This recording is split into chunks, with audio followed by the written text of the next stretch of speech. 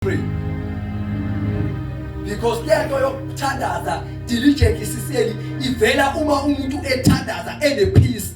Listen to me. I will tell you this truth. Even myself here, made ngithethe ingane, it's very difficult to pray.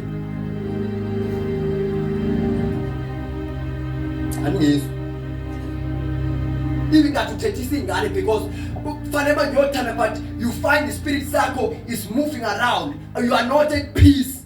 Ukuthandaza kahle kuvela to somebody who is at peace. Why some of you fail to pray? Because in your family there are lots of quarrels, lot of arguments, always. Futhi bukani amanye bawuthi ngiqambile ukuthi ngosisi niyathandaza. Ama-argument of most families aqhamuka isikhathi se-5 thandazo. Amanye uthi usibandana ngaqala iculo. Ubani wathi fanele iculo ukuze kuthandazwe? Akuyena uSathane. Uyena.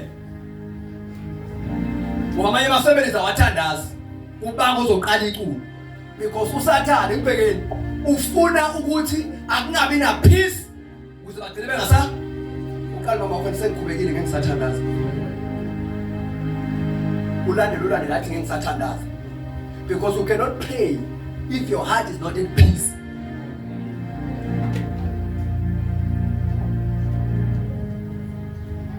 Over argument, over quarrels, over everything, choose peace. Indlela yakhe ayisheshe ukuzwa. Cabanga isikhathi eside to respond.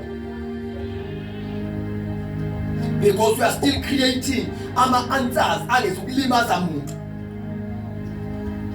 Ucabanga izi lalelani bazalwane, lalelani. Mangithi peace, yakhi peace even nabantu abahlukumezile yakhi peace. We are choosing peace over everything. Because hold grudges. Our grudges does not destroy lo muntu obanje. A destroyer lo owabambile. Ubheke kufanele lapha. Umuntu obamba ama-grudge uyena ofayo kunalo obanjelwe i-grudge.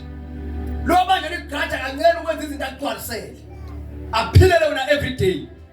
Ngoba uyakwazi umbambele something. Choose peace.